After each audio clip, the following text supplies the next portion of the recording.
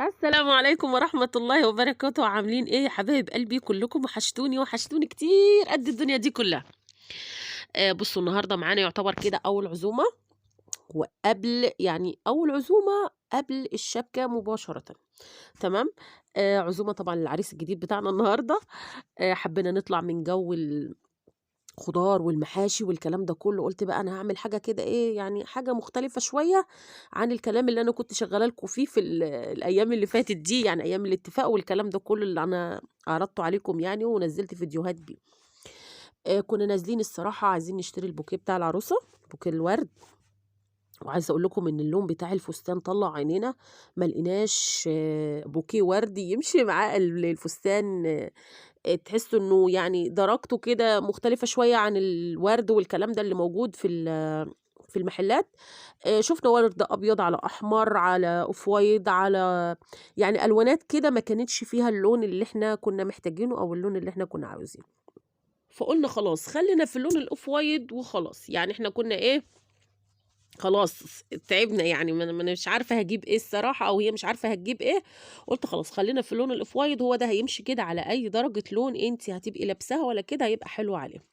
جِبنا بوكيه الورد وجِبنا حاجات كده بسيطة برضه معانا ورجعنا على البيت. طيب عملت الأكل ده يا أماني قبل والّا بعد؟ لأ طبعًا الأكل ده أنا كنت عاملاه ومجهّزاه الصبح وكده وصوّرته معاكم، بس أنا قُلت لكم إن أنا حبيت أطلع من جو المحاشي والكلام ده كلّه، قُلت النهارده هنعمل بانيه وهنكمّل كده مع بعضينا هنشوف إحنا عملنا إيه. المهم جِبت البانيه زي ما أنتم شُفتوا نقّعته في مَيّة وليمون وملح، مَيّة وليمون وملح، ما حدّش يحُط خَل يا بنات، الخَل والله العظيم بيزوّد الزفارة، ما بيبقاش حلو خالص في الفراخ، هي ملح وليمون ودقيق لو عندِك، هو بس أنا البانيه مش محتاج الخلطة دي كلّها، البانيه طبعًا بيبقى غير الفراخ برضه. مش غير الفراخ يعني نوعية تانية، لأ بيبقى الفراخ بتبقى فيها حاجات ممزلقة وكده، فبنحتاج للدقيق والكلام ده كلّه، لكن البانيه بيبقى شرايح، فما بيبقاش محتاج لنقعة كتير والكلام ده كلّه. أنا نقعته كده حوالي يمكن ساعة أو أقل من ساعة كمان، وغسلته غسلة كويسة وشطفته وسِبته في المصفاية يتصفّى، وعملت الخلطة بتاعته اللي أنتم شُفتوها، إن أنا باحط بيض وباحط قوطة وباحط ملح وفلفل أسود وبصل بس، ما باحطش أكتر من كده. باضرب الخلطة بتاعتي دي كويس في الخلاط، وأجيب البانيه زي ما أنتم شُفتوا كده فضّيته في الطبق ونزلت عليه بالخلطة بتاعته وقلّبته فيها ولفّيته بورق استرتش كده وهاسيبه في التلاجة براحته. كل ما تسيبيه طبعًا في التتبيلة بتاعته دي، كل ما هيكون طعمه أحلى وأطعم بكتير، لمّا تسيبيه يتشرّب أحلى من الكلام ده، يعني أحلى من إنِّك أنتِ تبقي مستعجلة عليه، يعني ساعة ولا ساعتين والكلام ده كله لأ. أنا تبّلته الصبح الصراحة وسِبته في التلاجة براحته لحد على بعد المغرب كده والّا حاجة. طيب هنعمل إيه تاني؟ هاعمل يا بنات صينية مكرونة بالبشاميل، وهاعمل صينية جلاش ومن حشوة واحدة بس هُم الاتنين في الصينية أو في الطاسة كده زي ما أنتم شايفين. بشرت كام بصلاية كده، وهاجيب حوالي كده يعني نقول أكتر من نُص كيلو لحمة مفرومة بشوية. لإن أنا ما وزنتش، أنا أخدت كده من اللحمة المفرومة اللي عندي اللي أنا شايلاها، فما وزنتش، يعني هم حوالي أكتر من نُص كيلو كده إيه، لحمة مفرومة، تمام. هتتعصّج كويس مع البصل، البصل ده أنا كنت متبّلاه بملح وفلفل من الأول ورشّة من السُكّر، ملح وفلفل ورشّة من السُكّر. طيب المَرّة اللي فاتت لمّا كنت عاملة الجلاش الفلفل الألوان الصراحة كان طعمه خطير، فعلًا والله العظيم بجد بيفرق فعلًا الفلفل الألوان في طعم اللحمة، بيفرق يعني. بس اللي كانوا موجودين عندي أنا عمّالة ألِف في التلاجة أقول لهم: "كان في فلفل ألوان هنا راح فين؟ كان في الفلفل الألوان اللي أنا جايباه راح فين؟" لقيت نُص قرن واحد أحمر وقرن واحد أصفر. قُلت يالّا الجودة بالموجود تعالوا، ورُحت مقطّعاهم ونزلت بيهم على اللحمة كده لمّا تكون خلاص دخلت في دور السِوَى، يعني أنتِ تكون خلاص اتعصّجت منِّك عشان الفلفل الألوان يفضل محتفظ باللون بتاعه، إحنا مش عايزين لونه يروح ولا عايزينه يدبل لأ، عايزينه يبقى لونه كده منوّر ومدّي كده إيه شكل كده وطعم حلو في الأكل. المهم خدتهم تقليبتين كده زي ما شُفتوا ونزّلتهم من على البوتاجاز، وجيت الناحية التانية هنا العين اللي أنا كنت حاطة عليها اللحمة شِلتها وحطيت عليها حلة السلق بتاعة المكرونة، وجيت هنا فضّيت كيس لبن، كان عندي كيس لبن في الفريزر فضّيته في الحلة التانية على العين التانية، ونزلت يا بنات بمكعبين ماجي، مكعبين الماجي ده ليه؟ قُلت عشان لو احتجت البشاميل كوباية مَيّة والّا حاجة لإن أنا ما عنديش شوربة، هازوّد كوباية مَيّة عادي، تمام. نزلت بمكعبين ماجي وملح وفلفل أسود، وهاجيب معلقة سمنة كمان كده عليهم، وهاقلّبهم مع بعض تقليبة كويسة، أهي معلقة السمنة جات أهي، أهي، تمام. هيدفوا كده مش هيدفوا، عايزة أقول لكم إن هُم كانوا خلاص قرّبوا يعني يسخنوا، هتلاقوا السمنة حتى ساحت. اسيبهم كده على جنب براحتهم مع بعضيهم، وهاجي هنا لحله المكرونه. كانت المكرونه خلاص الحله خلاص الميه غلت بتاعتها، نزلت بشويه ملح كده زي ما انتم شفتوا. فاكرين المكرونه اللي انا كنت مشترياها اهو، خدت كيس منهم اهو ونزلت بيه في الميه، وحطيت حوالي معلقتين من الزيت، هقلبهم تقليبه كده بسيطه وهواري بالغطا اهو زي ما انتم شايفين، لان اول المكرونه ما بتفر بتملى البوتاجاز ميه. طيب جيت هنا للبن، كان اللبن خلاص ابتدى يسخن، نزلت عليه ب4 معالق دقيق، وإيدي هتشتغل بالمضرب كويس كده. بصوا عايزة أقول لكم إني أجمل والله العظيم بجد البشاميل لما باعمله كده على البارد كده بيبقى أحلى 100 مرة من إن أنا أعمله أحمر الدقيق في السمنة والكلام ده كله. لأ كده هتعمليه كده أفضل، إيدك فيه بس يا دوبك هو تقلبتين 3 هتلاقي الدقيق ربط معاكي زي ما أنتم شايفين، هتلاقيه ربط معاكي ولا كلكع ولا أي حاجة، هتلاقي البشاميل بسم الله ما شاء الله زي العسل معاكي. هنزل بس كده البشاميل بتاعنا خلاص كده تمام، وانتوا لو شايفين لو واضحه الصوره قدامكم هتلاقوه غلى كده خلاص في الجناب. هنقوله كده على جنب واشوف انا دلوقتي هعمل ايه تاني. هقلب كده المكرونه بتاعتي تقليبه بسيطه، وهشوفها كده اذا كانت قربت ولا لا. بصوا هنا كانت خلاص المكرونه كده ايه، انا قلبتها مش قربت ولا لا، قلبتها عشان ما تلزقش كده في بعضيها. شفتها بعد كده كانت خلاص استوت، صفيتها وقلبتها في الحله تاني بعد ما صفيتها بالبشاميل بتاعها. خدت نص البشاميل على المكرونه والنص التاني هخليها احطه على الوش، وحطيت يعني حوالي كوبشه ولا حاجه من تحت في الصينيه بتاعتي. الحركه دي ما بتخليش المكرونه تلزق ولا اي حاجه يا بنات خالص، وبتبقى حلوه. فبصوا نفس حشوه المكرونه هي نفس حشوه الجلاش، ما تعبناش نفسنا في حاجه ولا اهلكنا نفسنا في حاجه، اهو ماشيين مع بعض واحده واحده.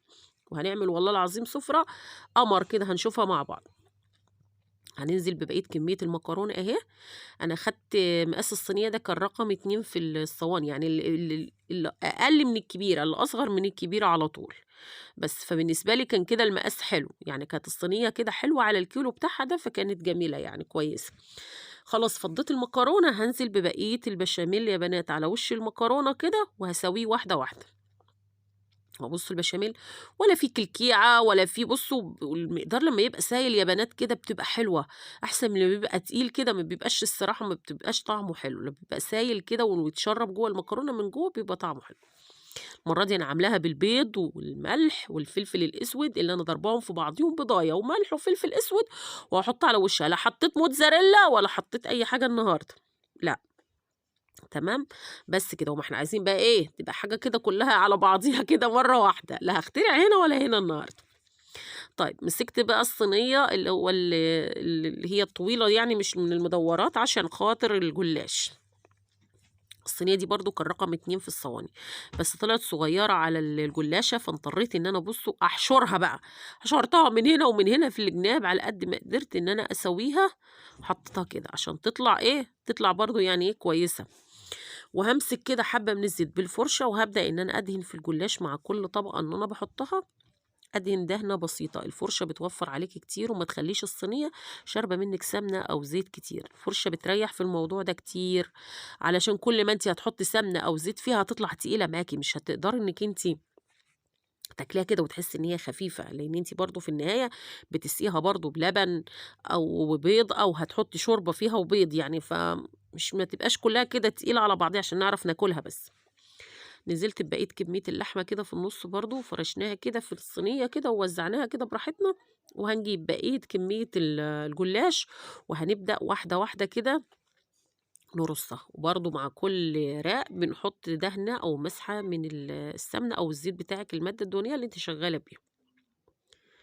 بصوا كنت بظبط على قد ما أقدر في الجناب وكده يعني، لأن المقاس ده كان المقاس الصغير. الصينية الصغيرة دي مش الصينية اللي أنا بشتغل فيها، مش الصينية اللي أنا دايما بشتغل بيها. خلصت كمية الجلاش اللي كانت موجودة كلها، وقطعت الصينية، وعايزة اقول لكم على الفرن دلوقتي وهحطهم كده واشوف الدنيا فيها ايه. بصوا يا بنات، فتحت انا كده الفرن بتاعتي ودخلتهم يتشمعوا كده شوية. قلت احط الجلاش يتشمع شوية، وبعد كده هضرب له مج لبن اهو، في بضاية جوه مج اللبن. يعني بصوا حاجة بسيطة كده من الملح، وحاجة بسيطة من الفلفل الاسود. اكيد كلنا عارفين وكلنا شاطرين وكلنا ستات بيوت زي القمر. احنا بس ما الا ان احنا والله يا بنات بندي افكار كده لبعضينا ليس اكتر. بس جيت بقى برضو هنا كانت خلاص اتشمعت، قلت لا تعالي بقى انا اسقيكي المج اللبن بتاعك وهسيبك في الفرن تكمل السوا بتاعك. جيت بقى هنا ايه اعمل الخلطه بتاعه البانيه. ده كان عندي دقيق وكان عندي بقسماط. انا بحب الصراحه احط فيها دقيق اكتر من البقسماط. الدقيق بيديها لون فاتح شويه عن البقسماط. البقسماط بيتحروق بسرعه وبيخلي لونها يغمق بسرعه، الدقيق بيديها لون ذهبي كده حلو، اللي هو الاصفر الحلو ده. حطيت ايه بقى هنا؟ حطيت ملح وحطيت بابريكا وحطيت فلفل اسود. دول بحب اقلبهم دايما في الدقيق والبقسماط اللي انا ببقى شغاله فيه. بس كده اهو جهزت الخلطه وخلصت منها وحطيتها على جنب. وطلعت بقى البقسماط، اللي طلعت البقسماط، ركزي يا امانه ركزي. طلعت البانيه. بصوا يا بنات انا بحب دايما البانيه ان انا اضغط عليه بكف ايدي كده علشان الخلطه ما تفكش منك، او الكفر اللي من بره ده ما يفكش منك. اضغطي عليه بايدك كويس على قد ما تقدري، اضغطي عليه هتلاقيه بصي والله هتحمري وتقلي كده، ولا واحده منك هتتخدش حتى خدش، هيطلع معاكي زي الفل ما فيهوش اي حاجه.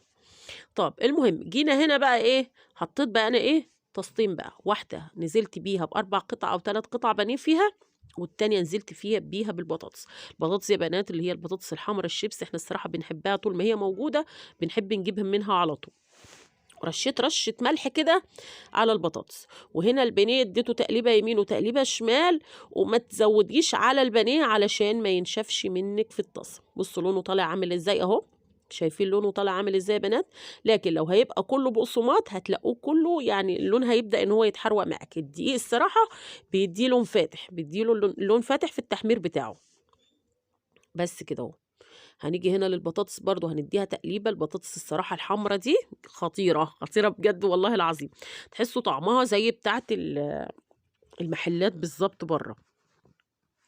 بس هتلاقوا طعمها كده زي اللي احنا بناكلها في كنتاكي وفي ماكدونالدز وفي الحتت دي. بس هنا البطاطس خلاص كانت احمرت كده معايا. البطاطس برضو محضره لها كاتشب عشان احط عليها كاتشب كده واعيشهم جو المطاعم بالمره بقى. اعيشهم جو بره بالمره.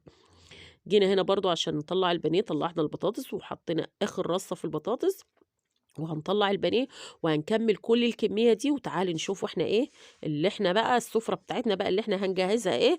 انا ما بعرفش ان انا اجهز معاكم السفره واصور والكلام ده، بيبقى غصب عني لان السفره بتبقى موجوده جوه في اوضه الانتريه، وما ينفعش ان انا اصور والكلام ده كله. هوريكم دلوقتي اهو. ادي صينيه المكرونه اهي، عايزاكم تقولوا لي رايكم ايه اللي احنا عملناه ده حلو ولا لا. انا مستنيه رايكم، مستنيه تقولوا لي كده افضل ولا لا. وادي صينيه الجلاش يا بنات، وعملنا سلطه خضراء اهي. ناصر موصيني، كان موصيني على السلطه دي، يقول لي اوعي السلطه، قلت له حاضر.